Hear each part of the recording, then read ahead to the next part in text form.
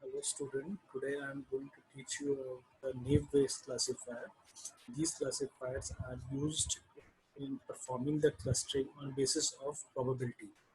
But before doing classification on basis of naive-based clustering, naive-based technique, we shall first discuss about the naive-based theorem.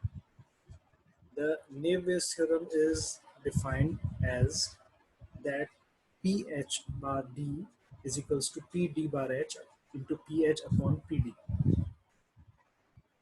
This is the formula which is used to calculate the posterior probability you by on the by deriving for using a formula uh, on the operator on prior probability and likelihood and the initial probability that is given to us. I'm going to describe you about this formula, but before that, I'm taking to you to the set theory, where we know that there are certain rules which are used in this theorem that will give you a better idea about the theorem. Here, we all know that product rule, that's PA intersection B. If the probability of event A and B happening together is equals to probability of event B into PA bar B. Here PA bar B means that probability of event A happening when condition B is already occurring. Here P into PB is the probability of the event B, and PA bar B represents the probability of event A happening when B has already taken place. So it is equivalent to PA intersection B. Similarly, we can write PB bar A into PA, means probability of event A into probability of event B when A has already occurred. In the B bar A or A bar B, the event on the right hand side is the initial condition that is already taking place, and along with the event on the left hand side is also occurring. So PA bar B into PB or PB bar A into PA represents the same thing, that's PA intersection B, means the probability of event A and B occurring together. Similarly, the sum rule that the probability of event A and B happening together is equals to independent probability of event A plus independent probability of event B minus the probability of event A and B happening together. So when we take a look at the Bayes theorem, the numerator of the equation, that is P D bar H into PH, can be replaced by P D intersection H, means probability of event D happening and D happening together with event H upon PD. In this way, we can simply say that the probability of event H happening when D is already taking place is equals to P H intersection D upon PD. So this is a very simple formula of the total probability is that PD is occurring, already taking place, and along with it H is also taking place. So PH bar D is equivalent to PH intersection D upon PD. And here is one important thing, that suppose that the total probability, if event AI is the mutually exclusive and the probability sum is equals to 1, then PB equals to sigma of I equals to 1 to n P B bar A into PA I. Here AI different mutually exclusive events, so there's probability, sum of their probability would be equals to 1.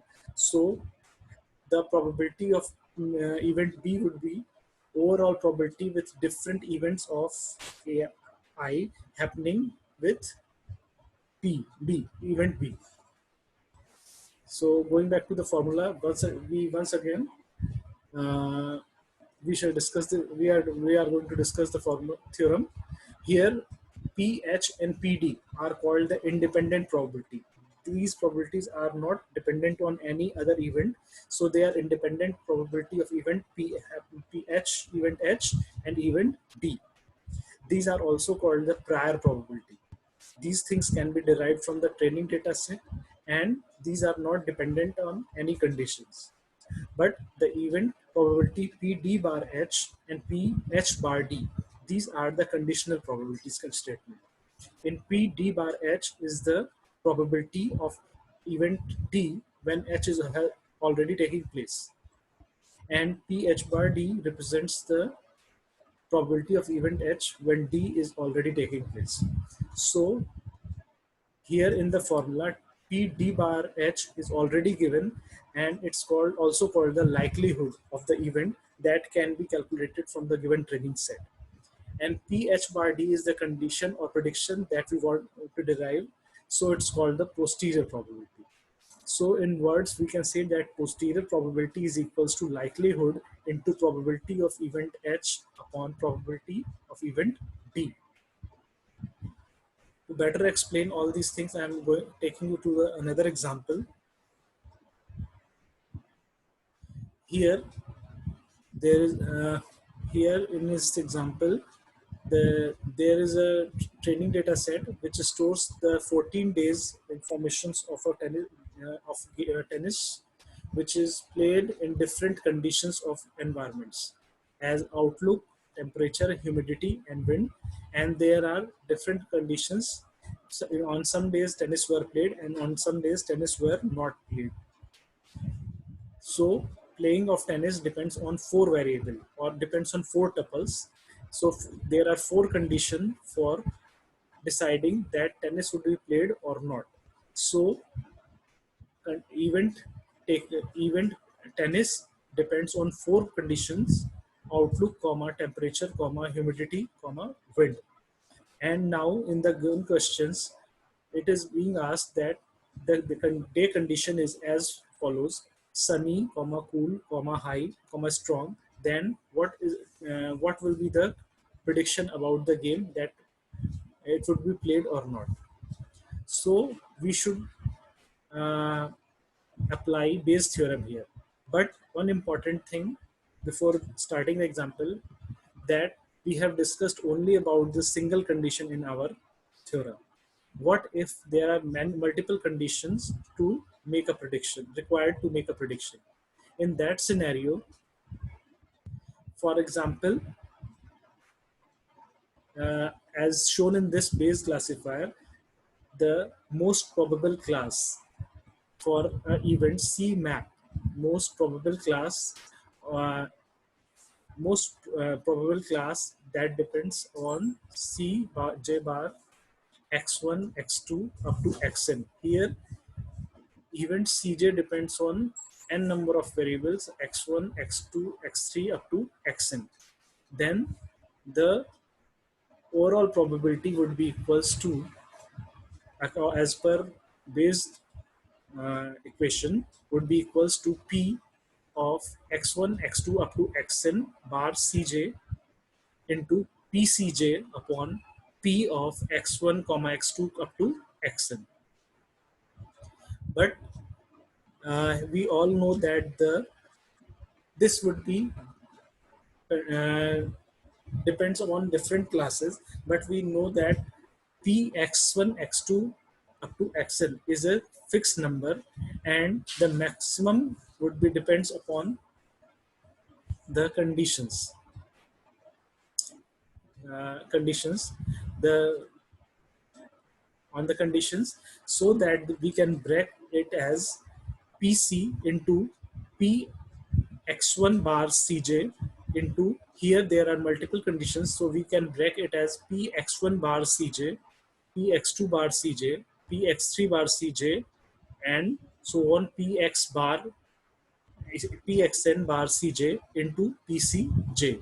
So if there are multiple conditions, in that case we can find out the probability of different n conditions. We find out the probability of event along with each and every each and every conditions, and multiply their probability together, and it finally the total probability of that event. So now we again coming to the same question. Here there are four conditions: sunny, cool, high, strong. So and the tennis game depends on all these four. So to find out that the tennis would be played or not, it would depend on four conditions. So suppose what will be the prediction for tennis probability of playing the game, and what is the probability of not playing the game, would be equals to P of yes, probability of yes condition into probability of condition sunny bar yes into probability of cool bar yes into probability of high bar yes and into probability of strong bar yes. As I have told you, if there are multiple conditions, then the probability, then each and every event probability along with condition would be multiplied together with the final probability of the conditions. Similarly, for event not taking place would be equals to probability of no into probability of sunny bar no into probability of cool bar no into probability of high bar no into probability of strong bar no. So first of all, in this table, we can see that there are total five number of no's times when tennis has not been played, and there are 9 events when tennis has been played. So probability of tennis being played is equals to, out of 14 there are 9 events, so probability is 9 by 14, that's equal to 0.64, and probability of tennis not being played is equals to 5 by 14, that's equals to 0.036. After that we shall find out individual conditions as probability of playing tennis when weather is sunny. From the diagram we can see that in the sunny weather there are two events when there are just two events when tennis has been played. So probability is equals to zero point 0.1, 2 by 5. Sorry, tennis played is 2 by 9. Probability of sunny bar yes is equal to 2 by 9. Probability of cool bar yes, so it means that temperature is cool and tennis has been played. In that situation, there is one condition where cool comes, temperature is cool and tennis has been played. 1, 2, and 3. There are three conditions. The probability is equal to 3 by 9. Similarly, we shall calculate all the probabilities, and after putting the corresponding probability, the equation for tennis being played is equals to 0.0053, and probability of tennis not being played is equal to 0.0206. In this way, we can find out that probability of tennis being played is less than probability of tennis being not played. So our final prediction about this situation or condition would be that tennis would not be played. The probability is higher for tennis being not being played. So that's all about the Bayes theorem. Thank you.